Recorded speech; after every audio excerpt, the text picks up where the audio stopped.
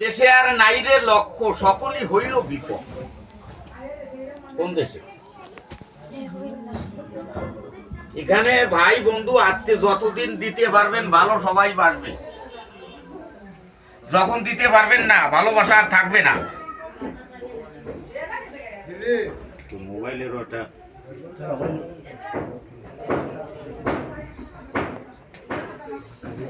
দিতে পারলে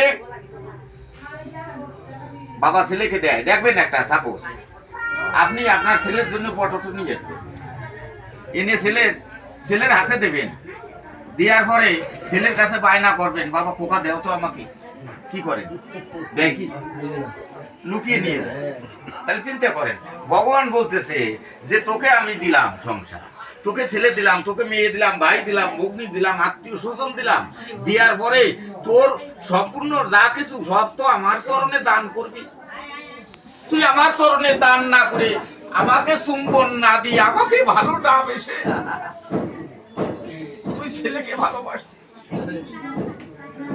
ওই ছেলে তোকে গলা ধাক্কা দিবে। তুই ভালোবাসা, যে আমাকে ভালোবাসে আমি থাকি তারই বাসে। ভগবান বলছে আমাকে যে ভালোবাসে আমি তার গৃহে থাকি। বাসায় বাসায় বাসা গড়ে তুই। এই যে জন্মদিনটা, এই জন্মদিন ভগবান শ্রীকৃষ্ণের জন্মদিন। এক হইতে পঞ্চম বৎসরের ভিতরে কোন সন্তানের কিবা ছেলে কিবা মেয়ে তার কোনো পাপ পুণ্য থাকে না, তাদের তুলনা করা হয় যে নাবালক শিশু। আর ভগবান দেখবেন ঘুমায়, ঘুমের ঘরে হাসে, ঘুমের ঘরে কাঁদে, ভগবানের সঙ্গে খেলা করে। তা কোথায় গেল সেই দিন? আমরাও তো একদিন শিশু ছিলাম, ভগবানকে দর্শন হয়েছে, সেই দিন কোথায় গেল? এখন আমার আমার আমার আমার করতে করতে ভগবানকে পর করে দিলাম। তাই বলতেছে ভগবান শ্রীকৃষ্ণ কংসের কারাগারে জন্ম নিয়েছে। কংসের কারাগারে ভগবানের জন্ম নাই, মৃত্যু নাই, অতনি সম্ভব।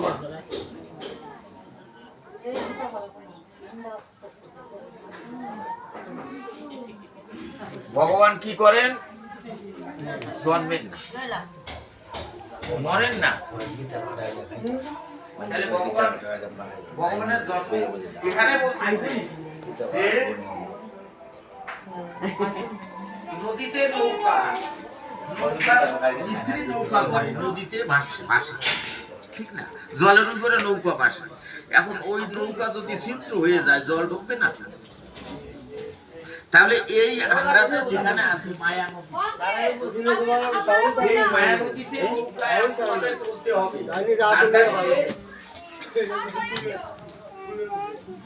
এই কারণে দীক্ষা দিতে হবে।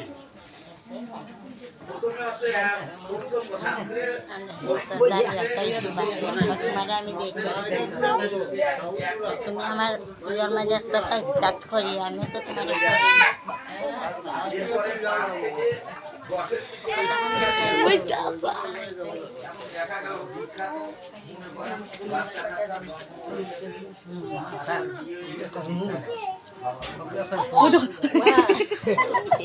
Nonkan mana?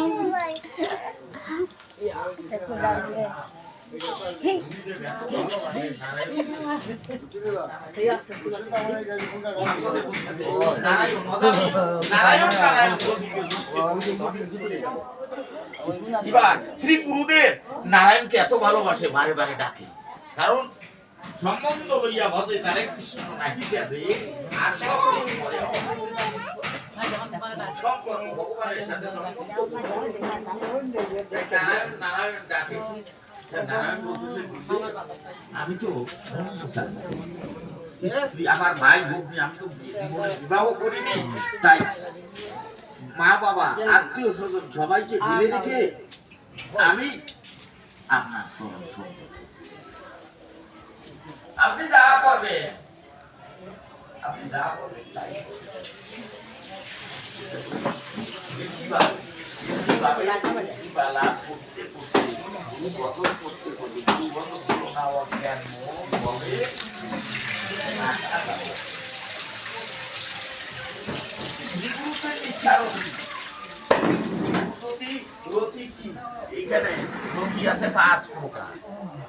তাহলে শ্রীগুরুতের নিষ্ঠার অতি বৈষ্ণবেতে না হইল মতি, কি হয় যেন শেষের গতি, দেহ কামেতে বোঝা রেখে। এবার ওই নারায়ণ নারায়ণ জপতে জপতে নারায়ণ এমন হয়ে গেছে গুরুগত প্রাণ।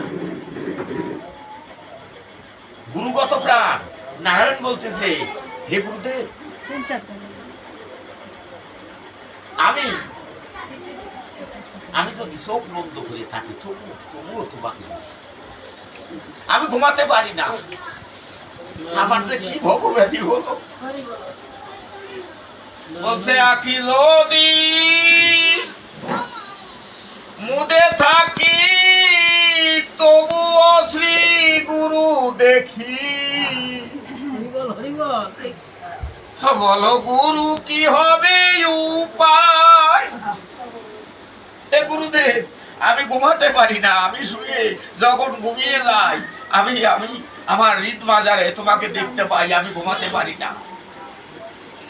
নারায়ণকে বলছে, নারায়ণ শ্রী গুরুদেব বলছেন, নারায়ণ এই তো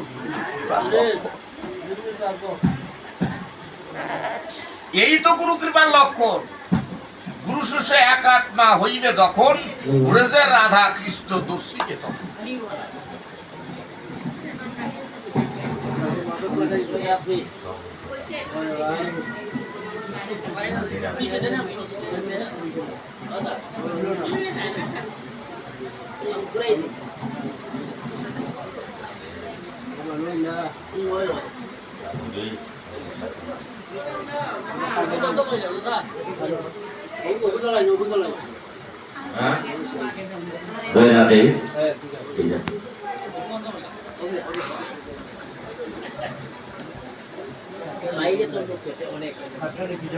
ভক্তের বাঞ্ছা পুরাইতে গোলক হতে গোলকের না।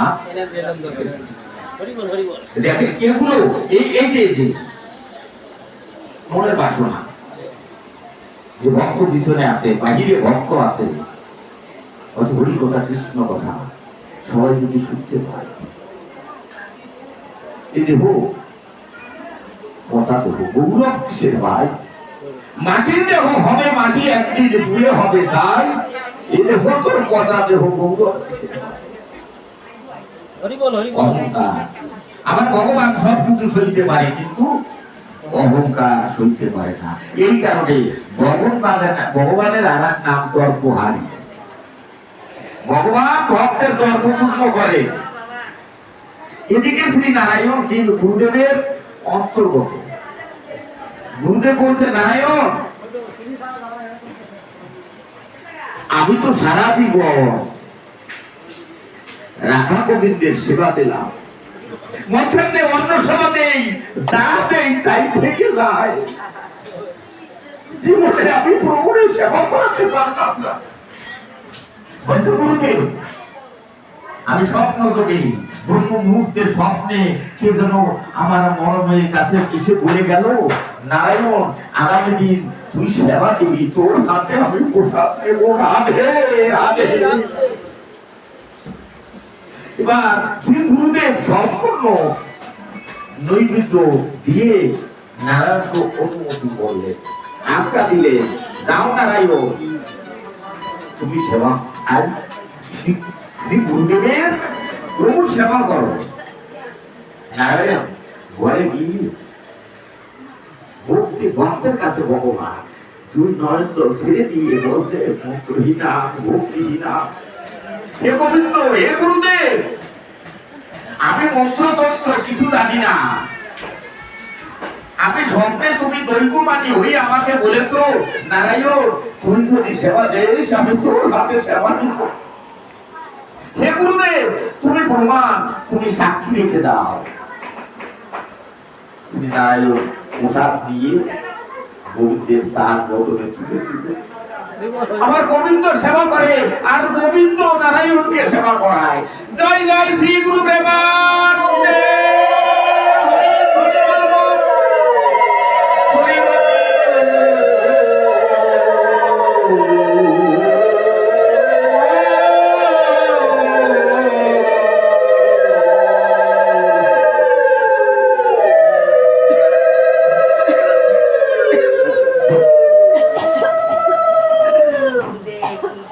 গুরু হইতে শিষ্য করে আর শিষ্য হইতে গুরু করে।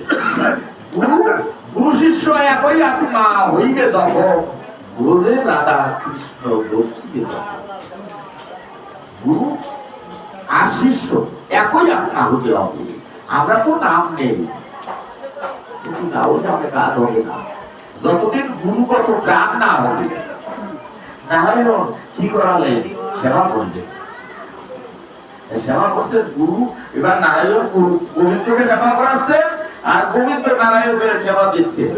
শ্রী গুরুদেব চিন্তা করলো, কোন সময় হয়ে গেল আমার নারায়ণ তো সেবার বিধান জানে না, সেবার নিয়ম জানে না। ও কি কোন অপরাধ করলো না?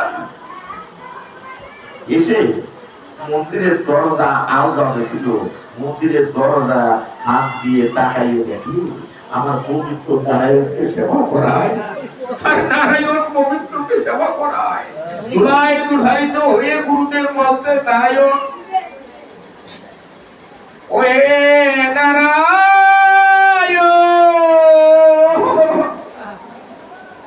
কে বলে আমি তোর গুরু? তুই আমার গুরু, তোর চরণ দুখানি আমার মস্তকে দে। আজ 60 বছর হয়ে গেল রাধা গোবিন্দ সেবা করে, জীবনে পারলাম না আমি গোবিন্দের সাথ বদলে প্রসাদ দিতে।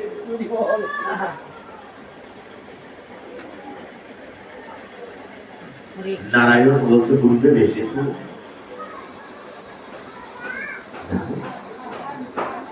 আমার কিছু নাই, গুরু কৃপা, তুমি করুণা করেছো বোধ হয়। আজ আমার এই পাপতে, আমার পাপাতে গোবিন্দ সেবা হলো। বলছে কথা